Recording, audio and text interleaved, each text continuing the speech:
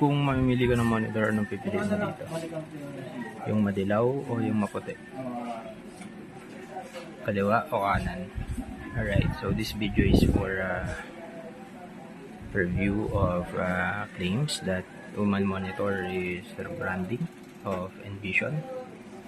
Alright, so to satisfy all of the queries, it is not a rebranding of Envision. In fact, here at the left we have Envision, okay, and here at the right we have the Uman monitor. Okay, so this is to say that Envision and Uman monitor is one and distinct, okay, to one another. Okay, Envision has its own brand, has its own monitor, and Uman monitor is